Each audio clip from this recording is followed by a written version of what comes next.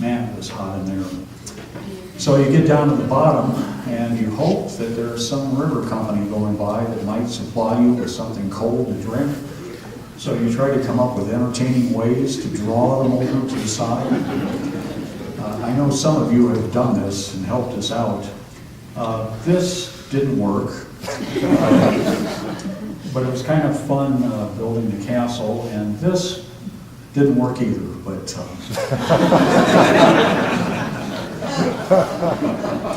we also considered, but not actually carried out, wearing t-shirts that had each river company's name on it, so we keep an eye on who was coming downstream and all change into those t-shirts and say yay Hatch or yay Azra.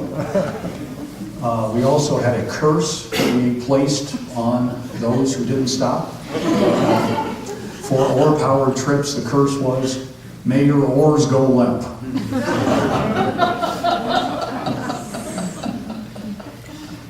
So hands rapid, and we also got pretty well pinched here too, right where that diabus sill comes down to river level. That was a tight fit right there too. Then of course we got on the asbestos trail, up past the mine, into Asbestos Canyon, up on the Tonto, looking at the south rim here. Along the Tonto, back down through the Tapeats, across a shallow side canyon, along the base of the Tapeats, down to another ravine that leads right back down to the river and comes in right at the little camp above Clear Creek. And on this descent, this was the one that was really hot because it was so late in the afternoon. We got to this beach, and just a few minutes later, here came a private river group that wanted to camp here. And because it was our beach, we had some negotiating power, and you can see what we got out of that. Next morning, went up Clear Creek Canyon, turned off to the left, got up on the Tonto again, got on the Clear Creek Trail. That took us back towards Phantom Ranch. You can see, of course, the Black Bridge here and the South Kaibab coming down, the Silver Bridge, the river trail heading towards Bright Angel Creek, or heading towards Bright Angel Trail. And then George, at the time, I did not know Bruce Aiken at the time, but George was a good friend of his. So we stopped at Bruce and Mary's house and spent the night there. And they had two huge speakers out here on the porch and were playing Vivaldi. And I will never forget that. And of course, we had to stop and get some lemonade at the Aiken lemonade stand.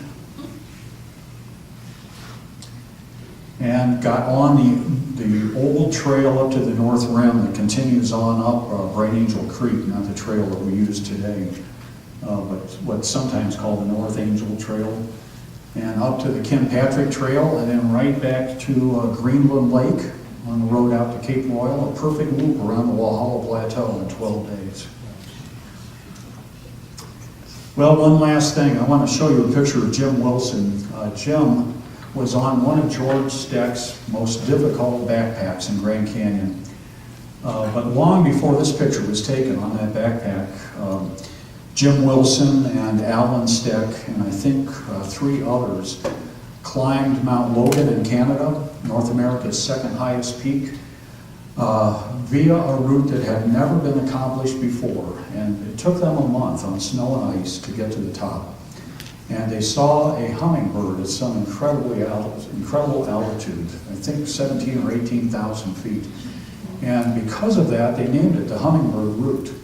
That was 1965. Since then, no one has duplicated what they did. Every group has either disappeared or has turned around and come back.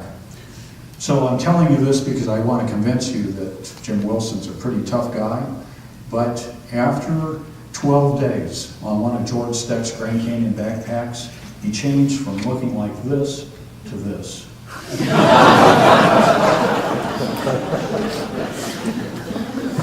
We had this young kid with us on this backpacking trip who brought this mask along, and every time we were close to the river, he'd put it on and walk over to the edge of the river. Every group would move to the far side of the river. Nobody wanted to mess with this guy. Well, Grand Canyon, what an extraordinary place. You know, it's got 2,700 miles of rims, a very complex rim. We've actually developed very little of it. You compare it to Bryce Canyon, for instance. Most of the rims have a road nearby. Grand Canyon is not like that at all.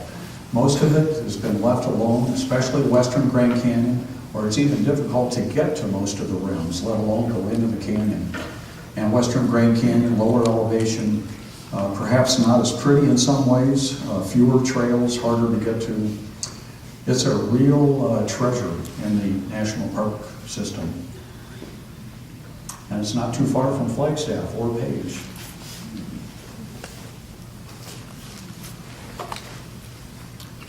That's it. Thank you very much.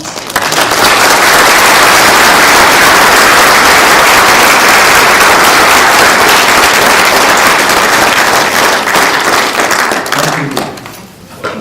I'd be happy to